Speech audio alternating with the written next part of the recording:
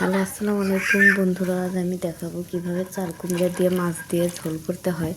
তো আমি চাল কুমড়াটা আগে কেটে ধুয়ে নিয়েছি। এখন আমি এখানে হাফ চা চামচ হলুদের গুঁড়ো দিয়ে 10 মিনিট সিদ্ধ করে নেব।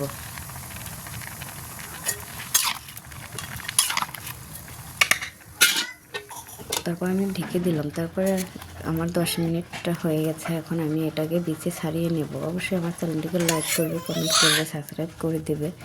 তো বিচে ছাড়িয়ে নেব। নেওয়ার পরে আমি এটাকে এখন রান্না করব। তো এখন আমি পেঁয়াজ কুচি, 2টা কাঁচামরিচ এবং তেল দিয়ে ভেজে নেব।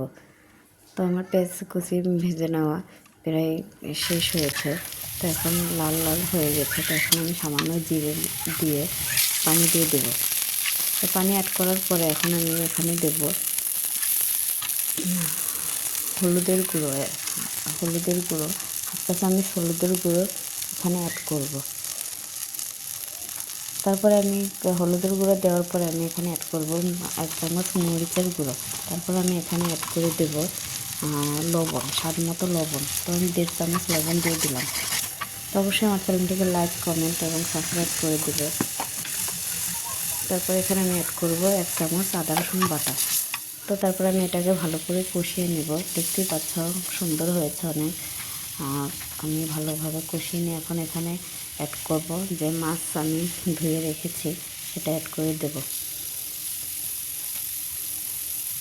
আমি এখানে পাঙ্গাস মাছ নিয়েছি, তোমরা চাইলে অন্য মাছও নিতে পারো।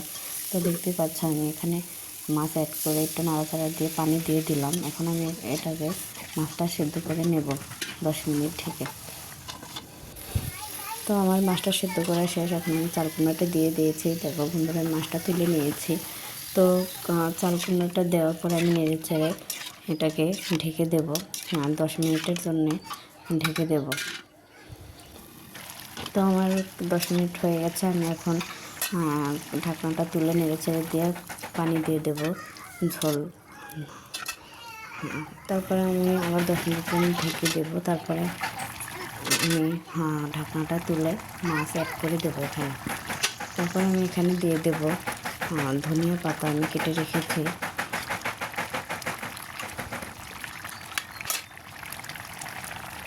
তারপরে আমি এখানে ধনিয়া পাতা অ্যাড করে দিলাম। তারপরে আবার ঢেকে দিলাম। তারপর কিছুক্ষণ পরে আমি দেখতে পাচ্ছ আমার ঝোলটা হয়ে গেছে। চাল কুমড়ো মাছ দিয়ে যে ঝোলটা আমি করেছি হয়ে গেছে। অবশ্যই তোমরা বাড়িতে একবার হলো ট্রাই করবে। আল্লাহ হাফেজ।